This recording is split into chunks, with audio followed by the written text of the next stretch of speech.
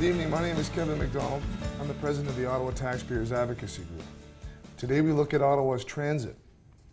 This show is focused on studying solutions for late buses, cancelled routes, rush hour service, and controlling the overall cost of operation.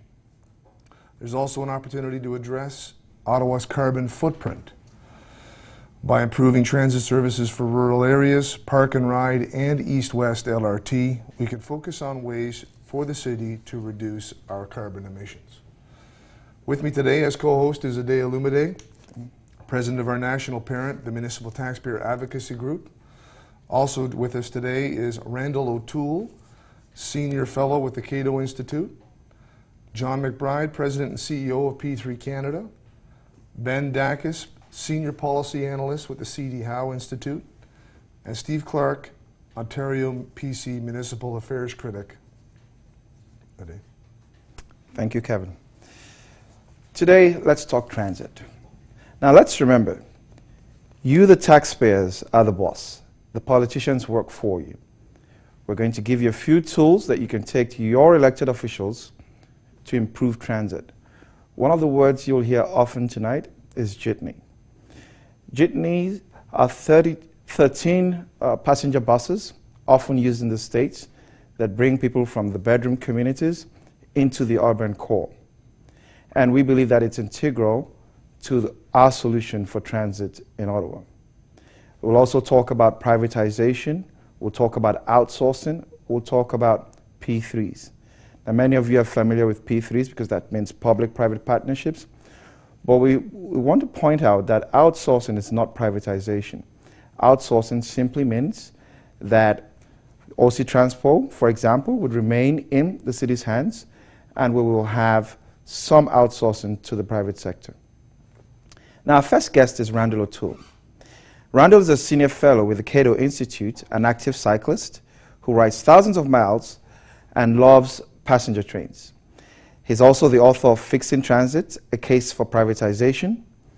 O'Toole is a Yale University Fellow, an Utah State University visiting professor, and also former lecturer at the University of California. So, one of the things we'll talk about today is the different cities in the US and their experience with outsourcing.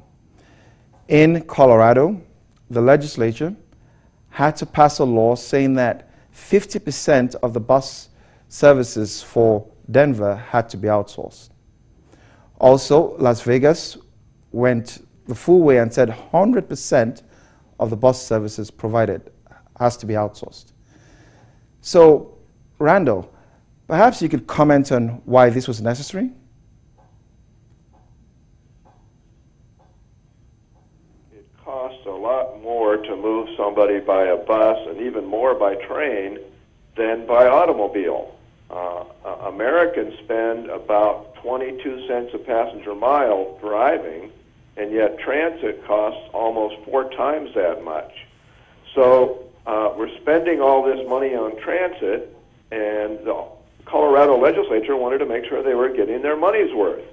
So as an experiment, they asked the Denver Transit Agency, which is known as RTD, to outsource about 20% of their bus transit to private operators. The savings were enormous. It ended, even though the private operators have to pay taxes that the public transit agency doesn't have to pay, they were able to provide transit at half the cost of the public transit agency. So the legislature extended that and said, we want you to outsource half of all bus transit to private operators, which they do. And today, they still spend about 50 or 51% as much per bus mile or per bus hour on the private operations as on the transit that they operate themselves. That means a city that doesn't outsource it, if they decided to outsource all their bus transit, they could provide twice as many buses going at twice the frequency that they go today or on twice as many routes without spending any more money. Interesting.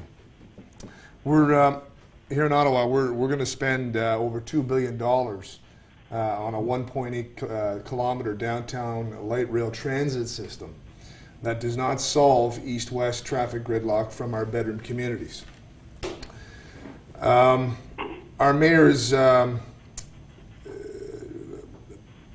of your theories revolves around a program, a system of transport called jitneys. Do you think jitneys would help reduce the amount of traffic on the road and our carbon footprint? Well, I think jitneys would do a lot better than light rail or streetcar transit. It's interesting, if you compare Ottawa with Vancouver or Calgary, both of which have spent enormous amounts of money on various forms of rail transit, Ottawa right now, transit carries more than 18% of all commuters to work. In Calgary, it's 13%. In Vancouver, it's less than 12%. So Ottawa Transit right now is doing a whole lot better than Calgary and Vancouver. And why is that? It's because rail transit is so expensive that they end up having to cut bus service and raise bus fares in order to pay for the rail lines. It's expensive to build, it's expensive to operate, it's expensive to maintain. Now, at the other extreme from rail transit is jitneys. Jitneys is kind of a personalized transit service. It's sometimes called shared taxis. And if you go to various parts in the Western Hemisphere, south of the American-Mexican border, you'll find jitneys in almost every major city. And they're doing very well. They move lots of people. They require no subsidies. One good example is San Juan, Puerto Rico. San Juan has a subsidized bus service. They have a subsidized train service. And they have jitneys that get no subsidies.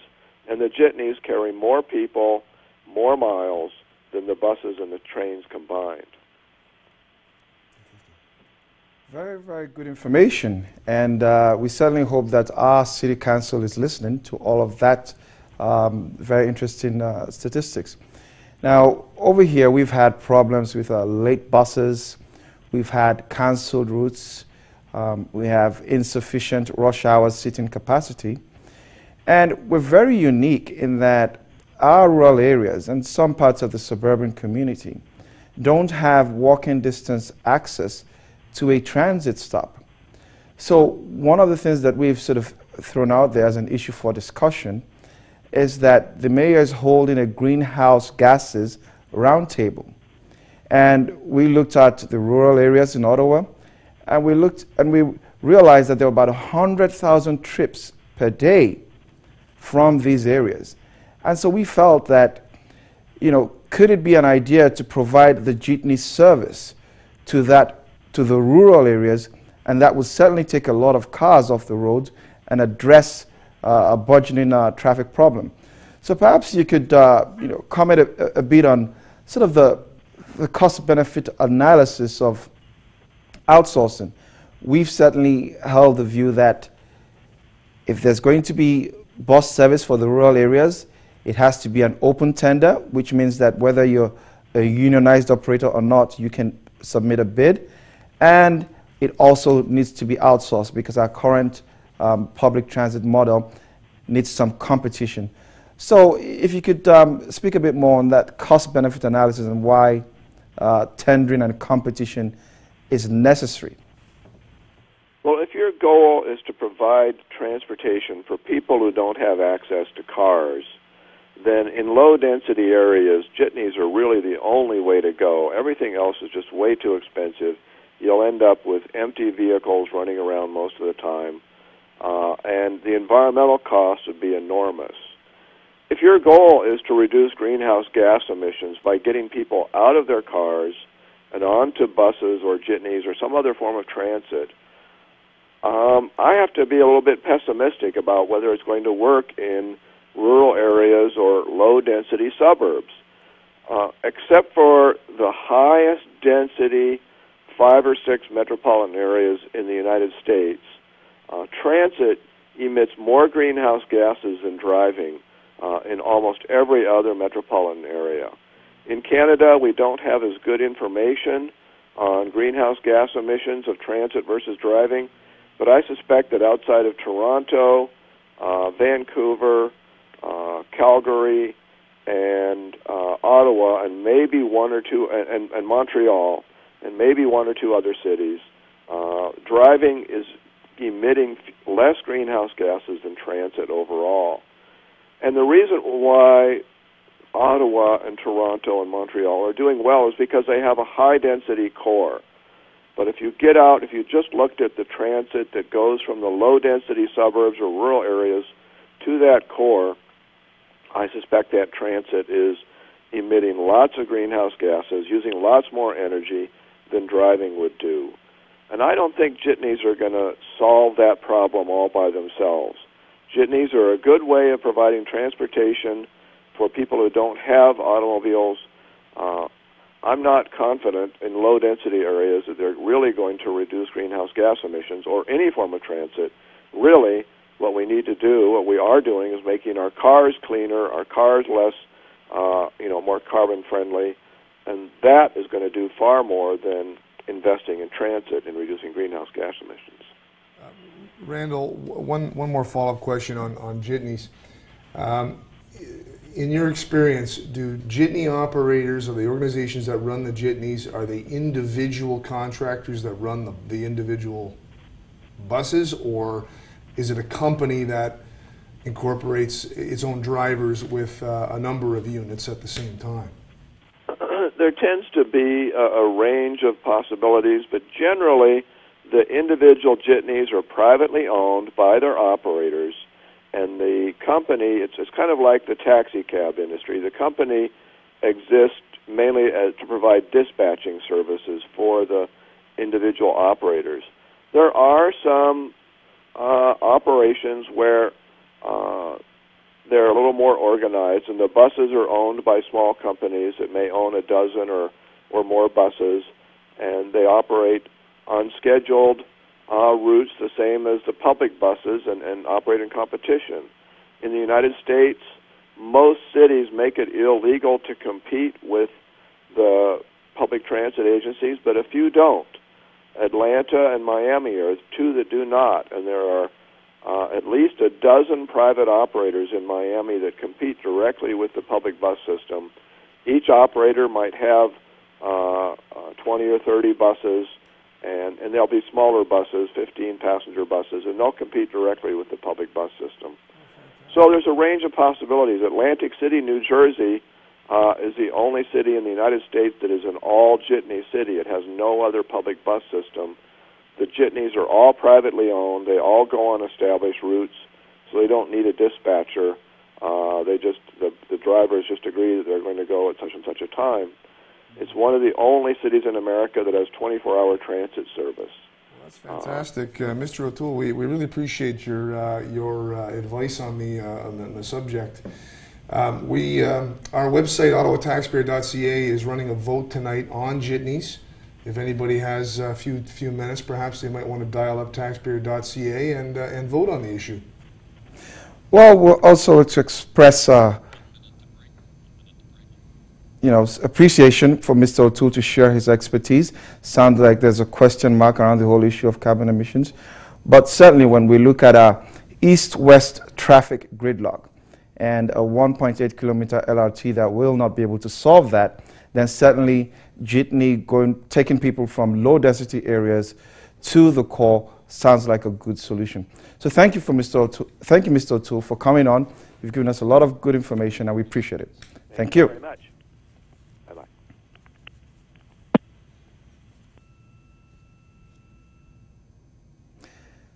So we'll be going to break now. We'll be taking your calls, and call us, and we will certainly have information for you. Thank you.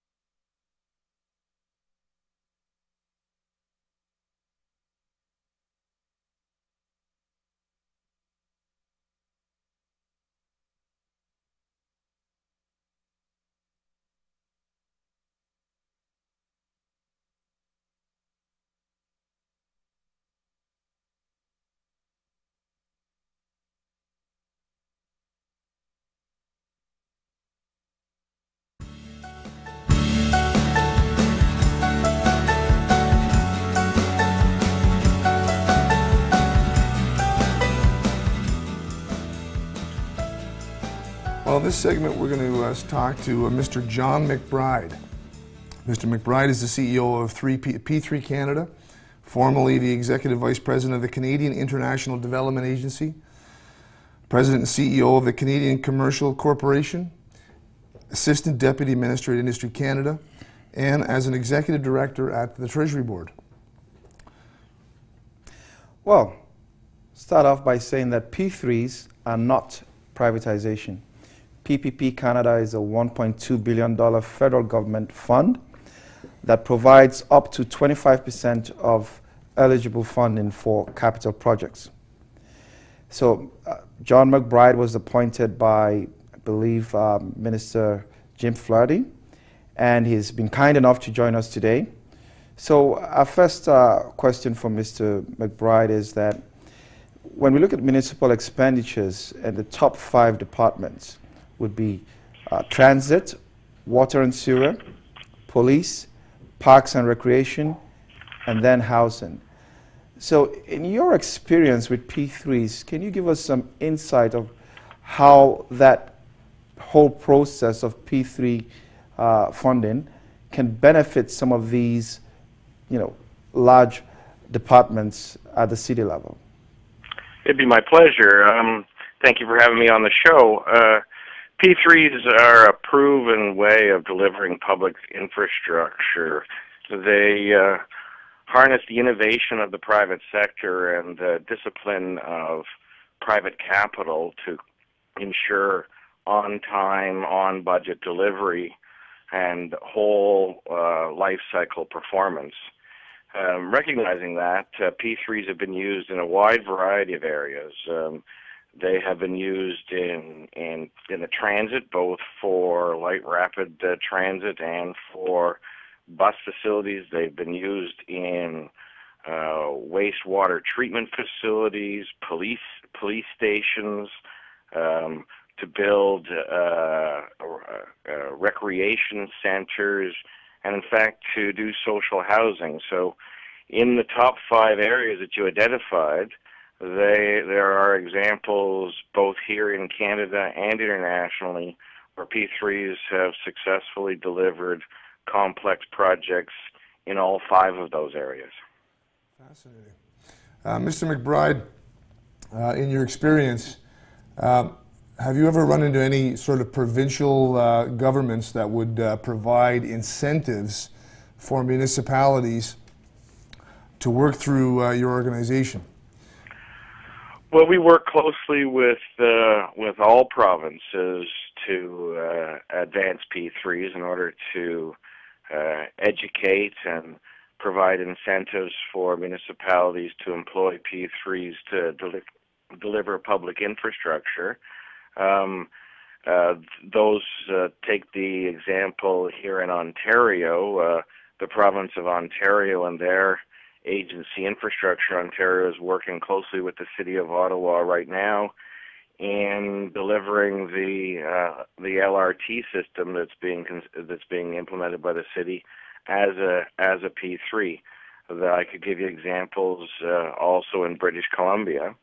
And we work in partnership with those provinces to work with municipalities, and we've worked with municipalities right across the country to help them consider new ways of delivering infrastructure through P3s. Interesting. Now, all that being said, would you suggest that high-value capital project applications to municipal councils include a P3 cost-benefit analysis? Absolutely. Our experience is that the analysis of taking a look at what the best option should be, and really this is all about delivering the best value for taxpayers. So when you're in considering a very large investment, I think it's incumbent on cities and all levels of government to consider what the best options are. And that means doing a detailed analysis of the costs and benefits of the various delivery options.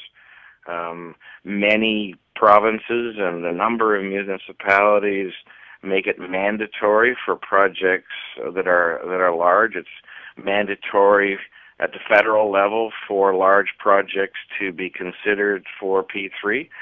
And that's a process to make sure that the right analysis is done. Our experience is, even if the analysis and the options analysis at the end of the day shows that perhaps P3 is not the right approach, because P3 isn't the solution in all circumstances, that the analysis that is done by requiring a thorough consideration of costs and risks and benefits, that the project is better implemented irrespective of the final delivery mode that is selected. Well, Mr. McBride, thank you very much for your time. Thank you very much for taking what must be a time out of a very busy schedule to be with us today.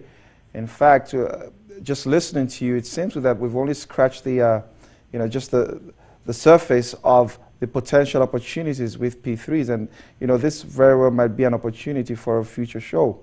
And we certainly will be paying close attention to some of the things that you said, especially with reference to the mandatory analysis that happens at the federal government level and in other provinces. And so we certainly will be making that representation to our city, that certainly when it comes to any new capital project, that there be some level of P3 cost-benefit analysis included in whatever proposals are submitted to our City Council. So thank you for your time.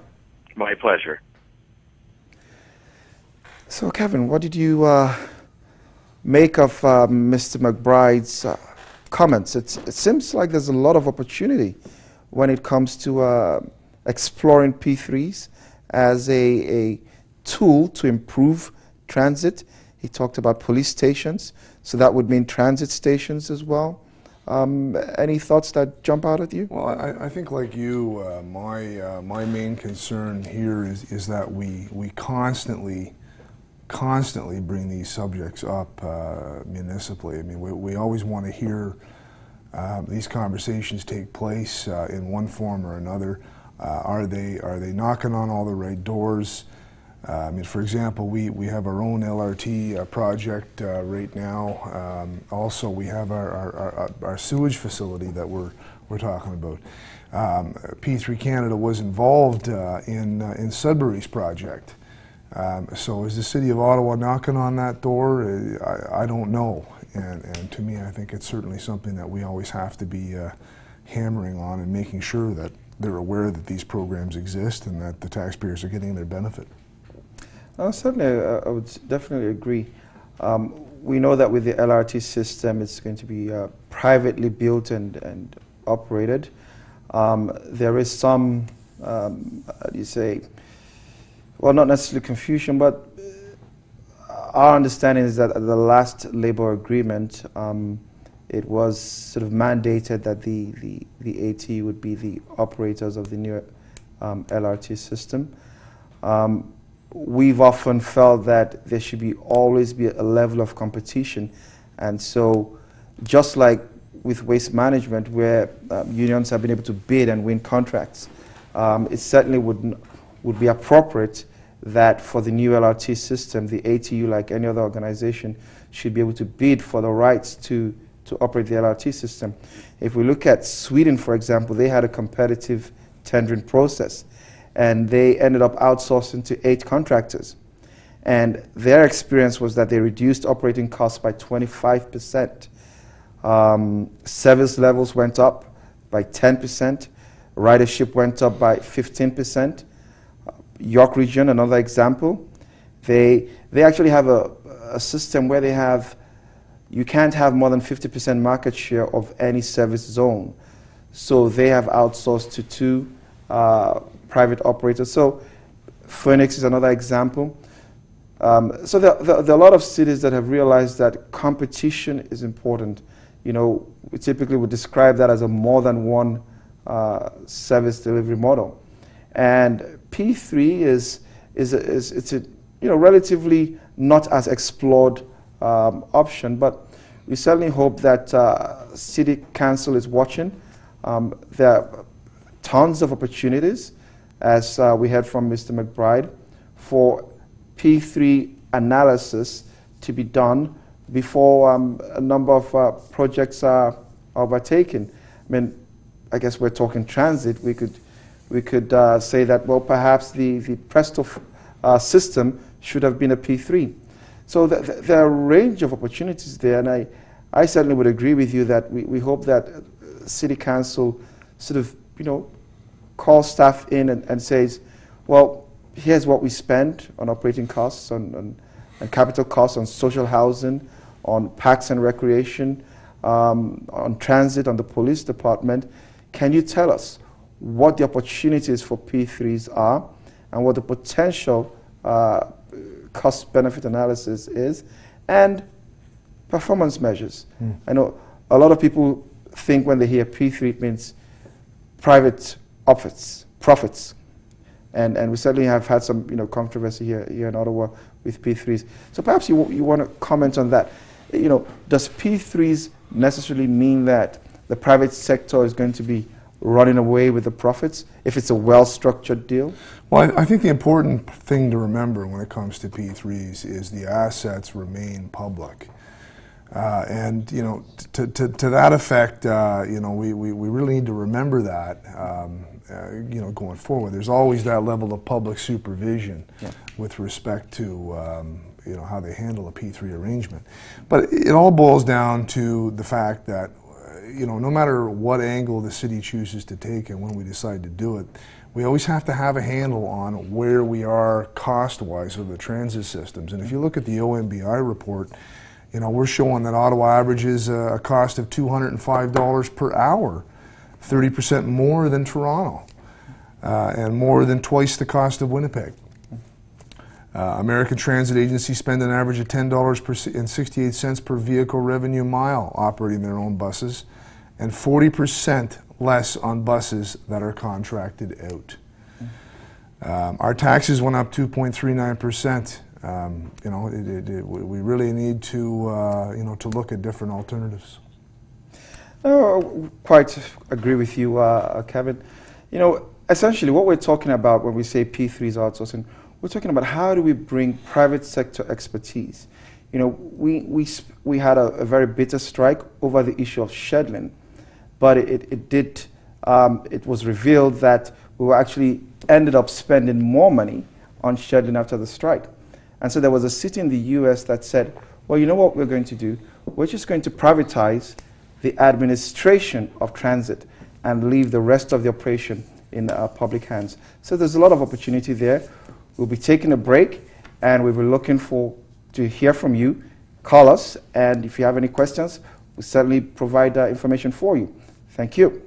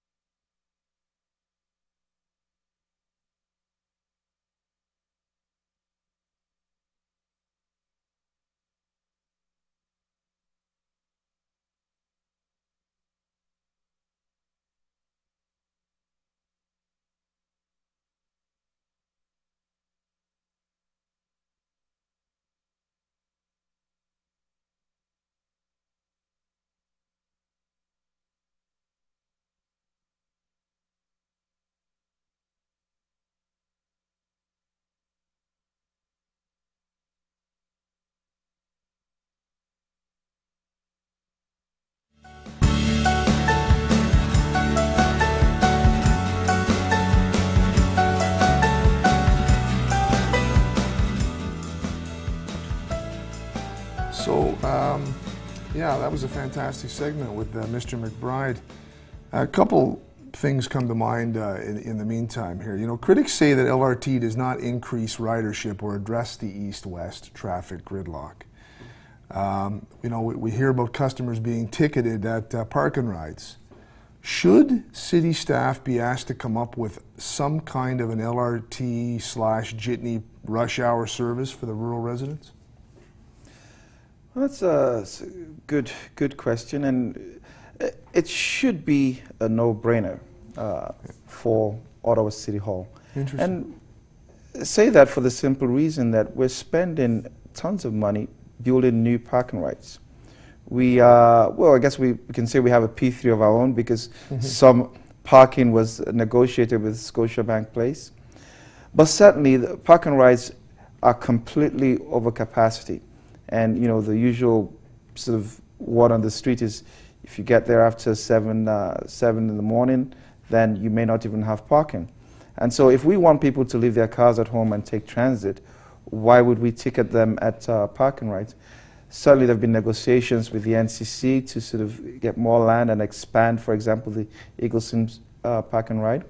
So that's an issue. We all know what the cost of the LRT project is. We're talking upwards of $2 billion, but it's a 1.8 kilometer corridor. So from sort of Blair Road, you know, down to Tunney's Pasture. So when you look at the 417 traffic, you know, the traffic at the speed from 174, and the people coming in from all the bedroom communities, the question to be asked is, will LRT take that traffic off the road? And the obvious answer is no. There's no parking at the parking right.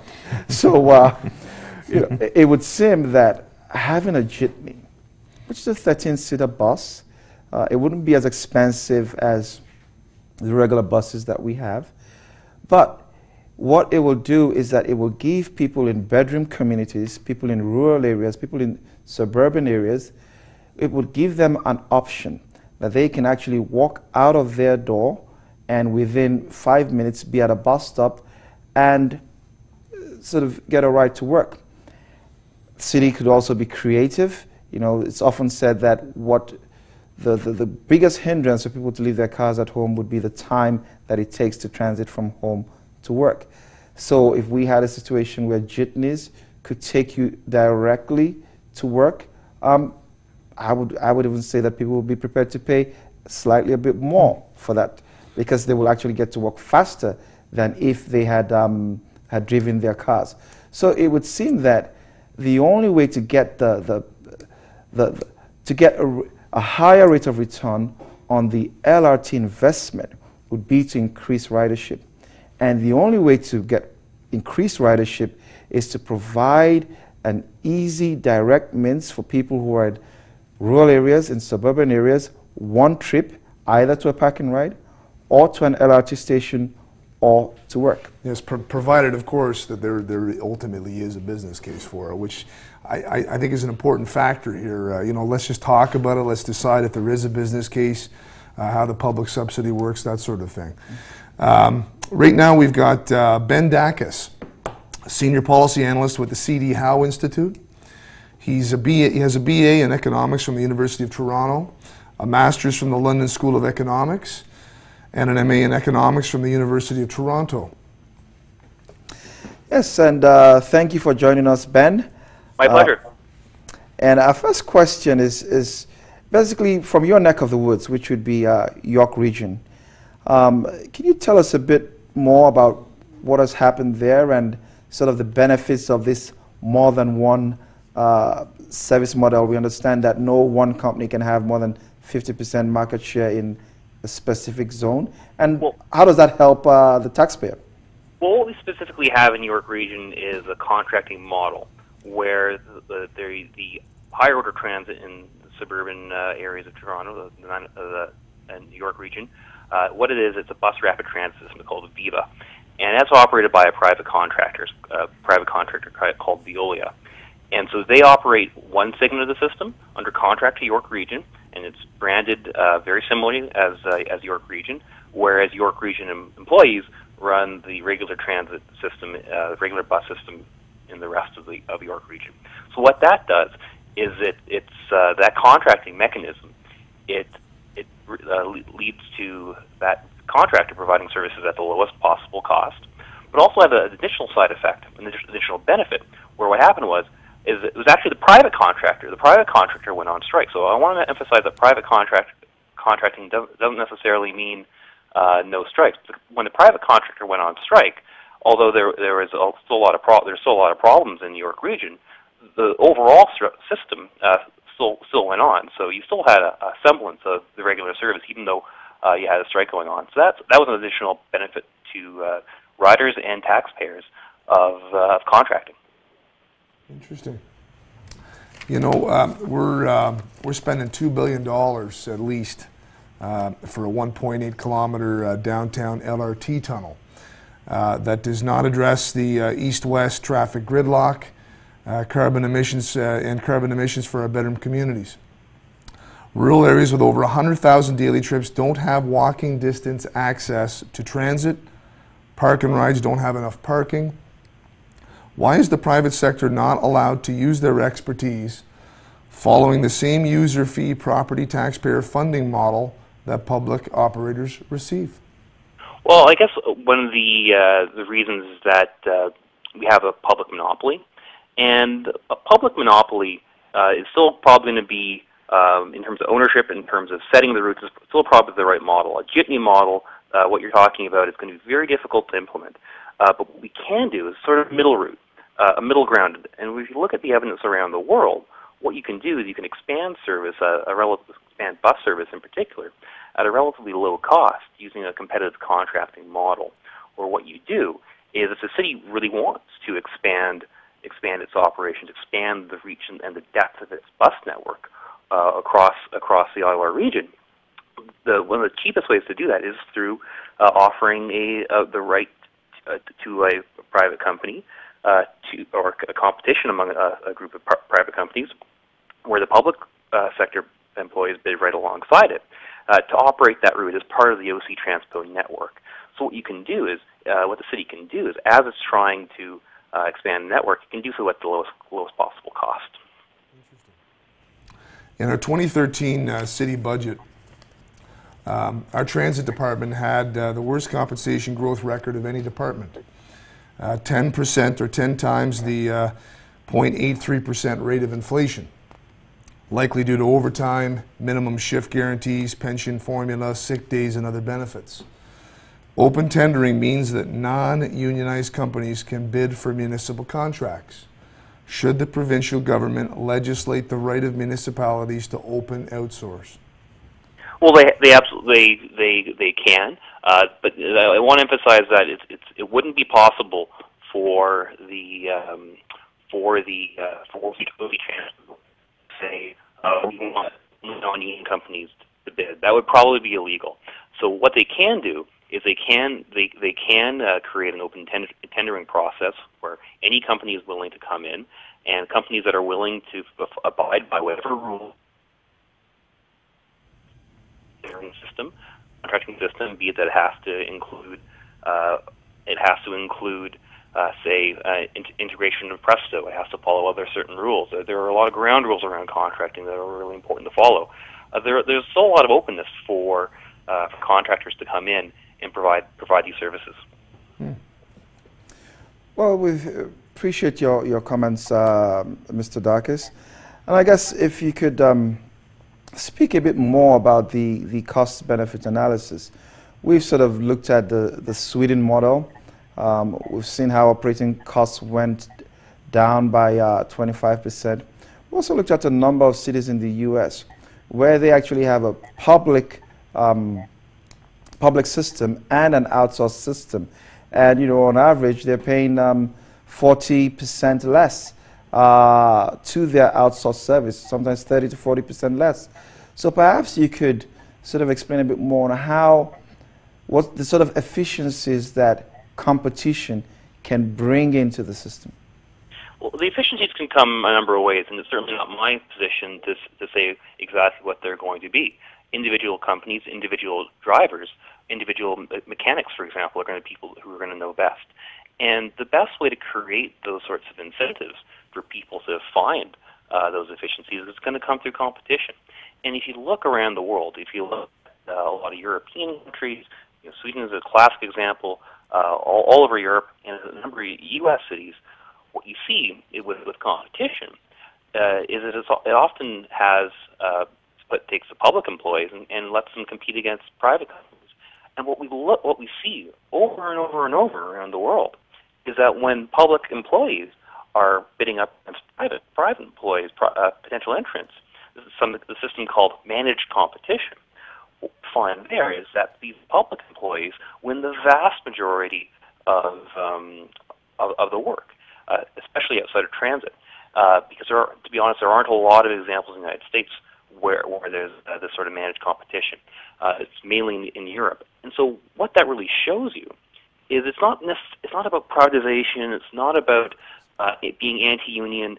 It's about competition, and that competition within the structures of say, a unionized workforce can really lead to a lot of those savings, where employees with the expertise, the in-house expertise, can prove to themselves and but more importantly, to taxpayers and to counselors, they are the best option for running the transit system. Fantastic. Mr. Dacus, we really, really appreciate your expertise and your knowledge on this subject. You've got a great depth of knowledge on the York region as well as London, England, which also is an interesting case study. So thank you very much, and hopefully we'll talk to you again soon. My pleasure. Well, I sure wish we had more time to spend with Mr. Dacus. We think that we might be onto something with jitneys. Get onto our website, ottawataxpayer.ca, and vote if you don't mind. Let us know what you think on the issue. I hope you're enjoying the show so far. We've got some more stuff coming up with a guest from the provincial government.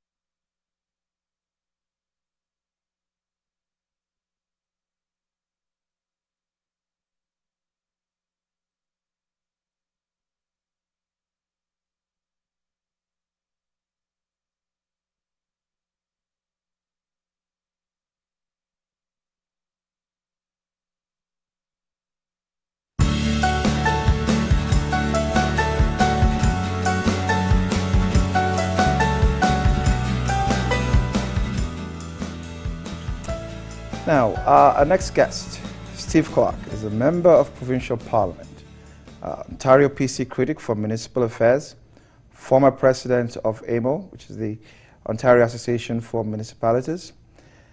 Clark was elected mayor of Brockville at age 22.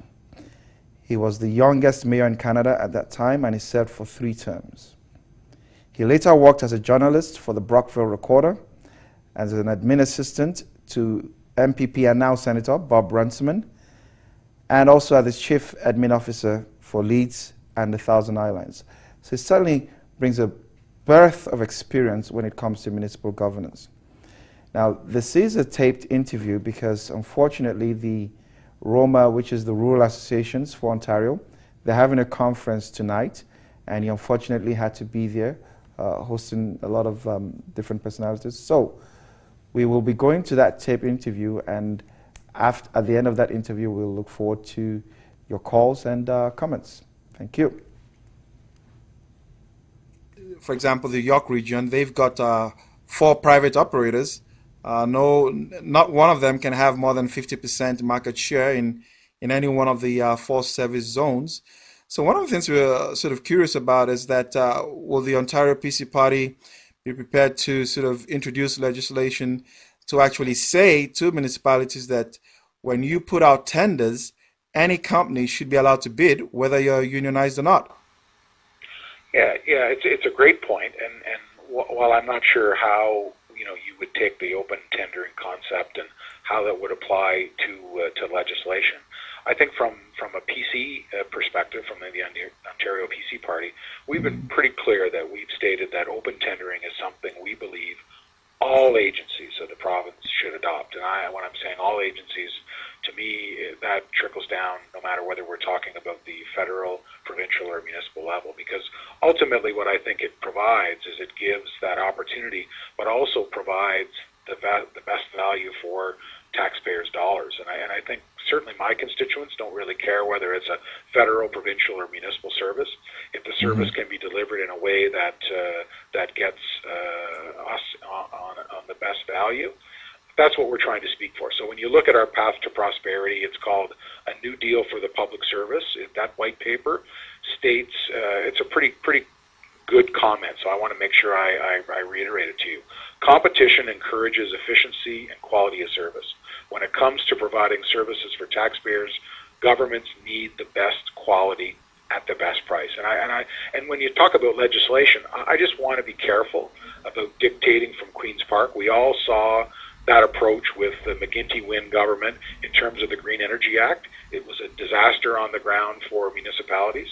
So, I'm a past president of AMO. I think that our party would love to engage AMO and other municipal leaders and seek support on open tendering, and also 2 other issues, the public sector wage freeze that we're asking for, and also some arbitration reform. So I'd like to get those municipalities on board and see if we can put some steps in place on open tendering. Well, certainly we're in agreement there. We've always held the view that city councils should have the say on how they run their municipalities, so they should be the one to choose. We've sort of often asked questions about legislation because we tend to feel that the current structure, be it under the Municipal Act and other legislation, sort of gives sort of other organizations the upper hand when it comes to bargaining. And I guess, if we're talking about, value for taxpayer dollar, it'd be a good opportunity to bring up the province's own municipal transit system. And that would be Metrolinx.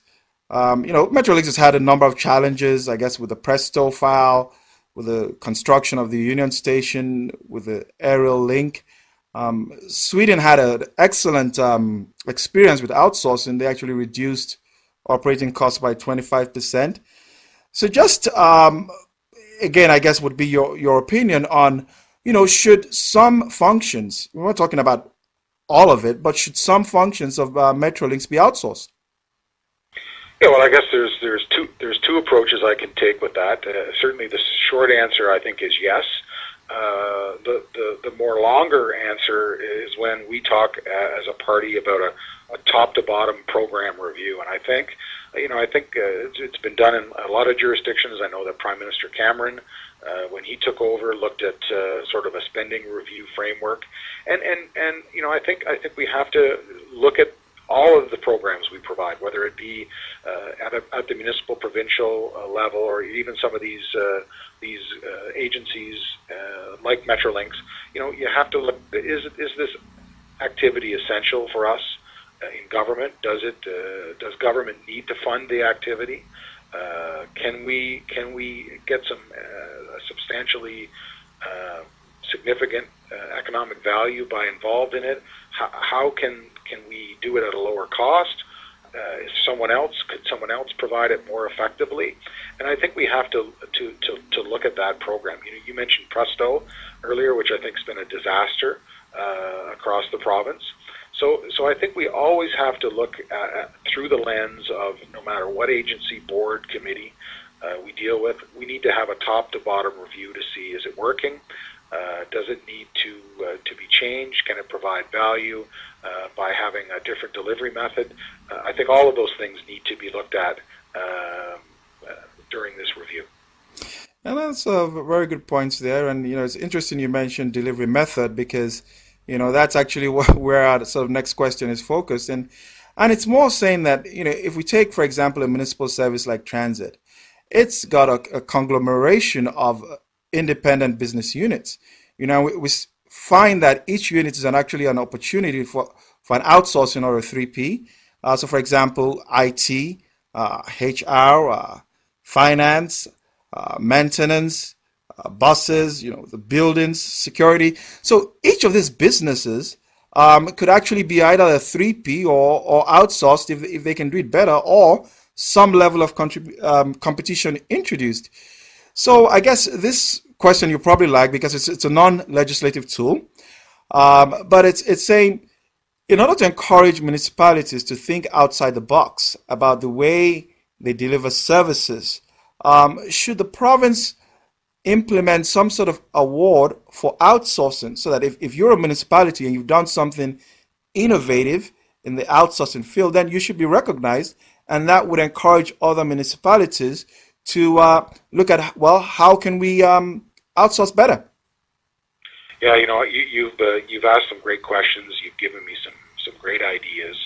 I'd love to be able to sit down with a group like the Association of Municipalities of Ontario and have that discussion about recognizing municipalities that provide an innovative way to deliver services at a better cost and a more efficient manner. So I think you've made some great suggestions. I think as we move closer to an election, as we as a party present more and more ideas from a policy perspective, I'm hoping that municipalities will join in the discussion about the whole issue of outsourcing, about doing things a little differently. I know we're bound by an agreement that is with AMO that we can't really table any legislation without consulting municipalities. And as a former mayor, I support that, because that was something that I talked about when I was a municipal elected official, about having that dialogue. But the hard thing, I think, Ade, is trying to undo what's happened over the last 10 years with the McGuinty-Wynne government. It's not going to be an easy job, and I think that's going to be our focus. We want to have cooperation with our municipal partners. We want municipalities to follow our lead on things like open tendering, because I think it would be a great model for us to look at that level. So, I'm all ears. Those are great. That's a great suggestion, and I think we need to have that type of discussion on doing things a little differently between the two levels of government. Well, Steve, it's been great having you as a guest, and certainly we shall be reaching out to the other parties in Queen's Park and see what their thoughts are on open tendering. And we all want the same thing. We should all want the same thing, which is better value for taxpayer dollars. And so, thank you for taking your time out today. Well, absolutely, and I want to thank you for giving me this opportunity. And if you need me again to come on with you, just my door is always open to you. Thank you very much.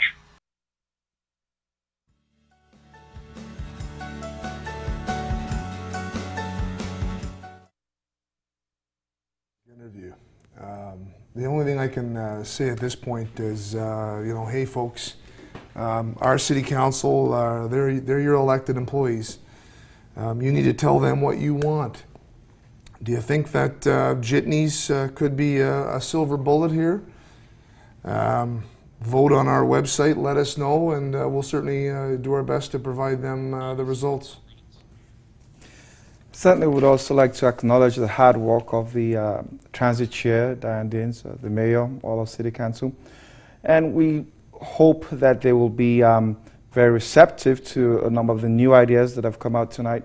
Certainly we think an outsourcing award at the provincial level would also be of interest to the Minister for Municipal Affairs, and so we'll be following up on that.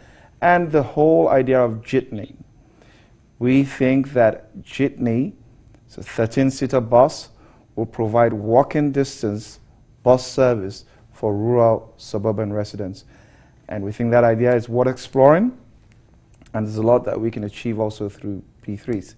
So thank you to the listening audience. Thank you to all our guests, and we look forward to seeing you at the next show. Have a great evening.